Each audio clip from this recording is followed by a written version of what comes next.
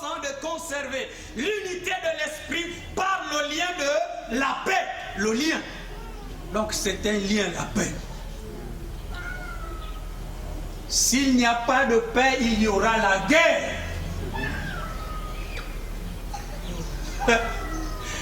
Frère, c'est la raison pour laquelle que l'on apprend dans certains milieux, on apprend que les pasteurs se sont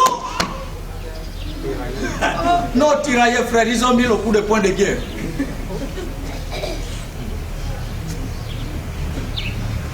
Et quand le point part de guerre, lorsqu'il se détache là-bas, frère, s'il n'atteint pas sa cible, toi-même tu es au sol, tu voltiges. Il manque un lien, frère. C'est le lien de la paix. Soyez en paix avec tous. C'est un lien qui nous lie. Il y a le lien de l'amour, il y a le lien de la paix.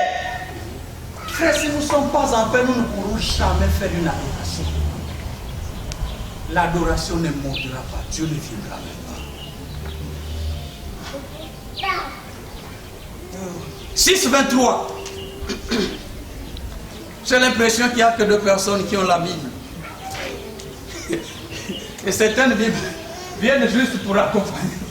Que la paix et la charité avec la foi soient données aux frères de la part du Dieu Père et du Seigneur Jésus. Amen. Amen. Amen, amen. Amen. Hey. Que la paix et la charité ou l'amour. Attention, ils ajoutent quelque chose. Et plus quoi?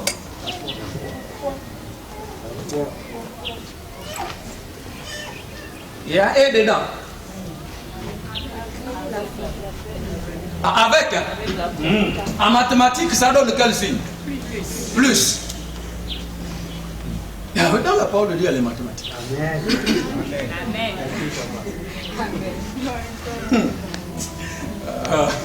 Frère, ajoutez à ce lien-là le lien de la foi.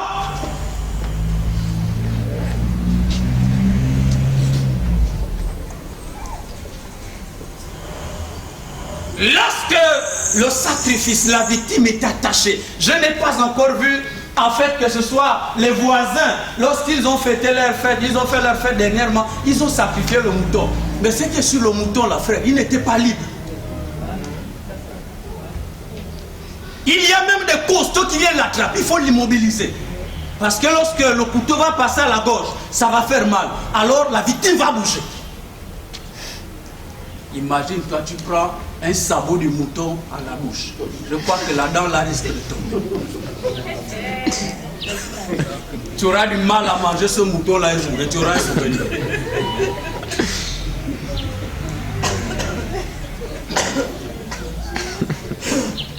Isaac a dit, mon père, il y a le couteau qui est là, il y a le feu. Mais où est le sacrifice? Frère, il doit avoir, lors de l'adoration, un couteau.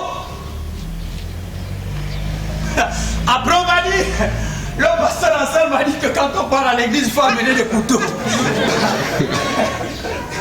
Frère, on ne va pas en guerre. Oui, chacun doit amener son couteau.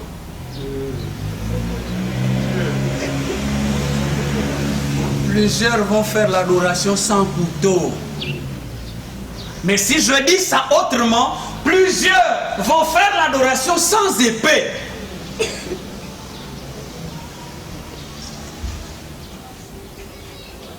La parole de Dieu est comparée à une épée à combien? 5 tranchants. Ah, double, hein? Ah, d'accord. Donc si on traduit ça en 2 tranchants. Il faut la parole de Dieu.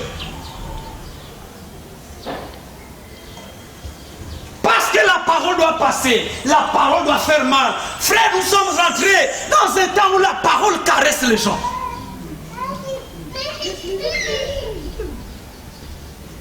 À tel enseigne que parce que la parole caresse quelqu'un, il a ses petits pieds sur le grand pied. Mais pendant l'adoration, c'est pas son temps. Il ne manque qu'à voir le kit en fait aux oreilles parce qu'il adore Dieu, il s'en fout. Frère, la parole de Dieu ne vient pas caresser les gens. Lorsque l'on est blessé par nos couteaux à la maison, je crois qu'à un moment, d'autres, je crois si on est un peu plus nerveux ou nerveuse là, on le jette d'abord. Oh non! Après on regarde, oh, pas possible. Couteau là. Frère, la parole de Dieu tranche.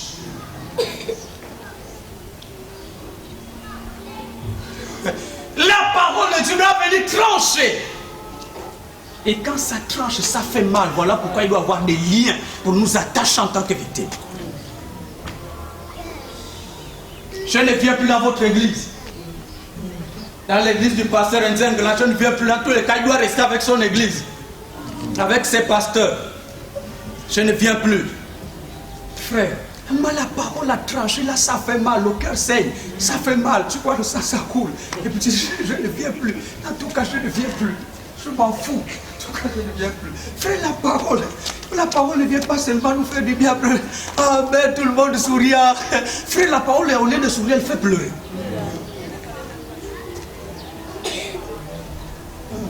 La parole doit amener à les trancher là où il y a le mal. Parce qu'elle doit nous séparer. Le père de la maison aime bien ces versets-là. Parce qu'elle sépare clôture et moi. La parole sépare. Elle tranche pour séparer. Il n'y a pas qu'une parole caressante.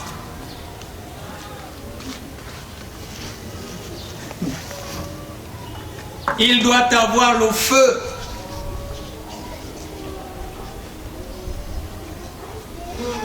Le feu doit brûler. Le feu doit consumer. Parce qu'il faudrait que le parfum monte.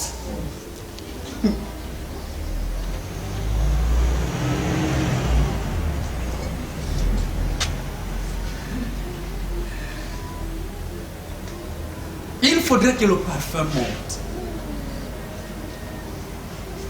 Je voudrais certainement que l'on lise pour terminer dans Hébreux chapitre 13, les versets 15 et 16. Si quelqu'un trouvait... Hébreux chapitre 13, versets 15 et 16.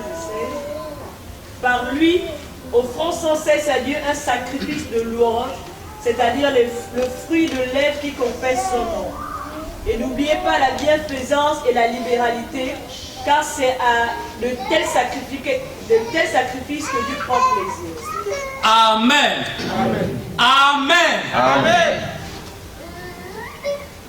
Par lui, offrons sans cesse à Dieu un sacrifice de louange. Frère, il faudrait qu'il y ait un sacrifice qui sorte également de la victime, c'est un sacrifice de louange. C'est la louange qui nous amène à réaliser ce que Dieu a fait. La louange qui nous amène, la louange la plus profonde, elle touche nos cœurs. Et quand on loue, on chante, le frère lève saute. Alors dans ce cas-là, la personne pleure, frère. Parce que tu réalises, tu rentres en contact avec le divin. Comme ce matin, je vous amène à rentrer en contact avec le divin. Il faudrait que la louange nous amène à rentrer, à réaliser que là, je suis devant le divin. F, fruit de louange. Frère, le fruit, ce n'est pas ce qui rentre. Le fruit, c'est ce qui sort des nappes.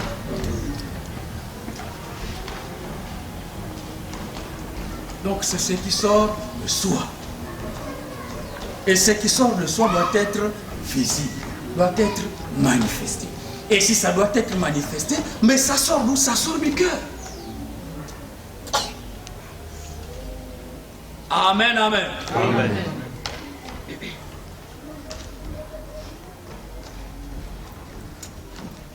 Comment considères-tu les cultes, les rendez-vous de Dieu avec Dieu? Comment considères-tu convocation de Dieu. C'est Dieu qui nous convoque. C'est Dieu qui est là. C'est Dieu qui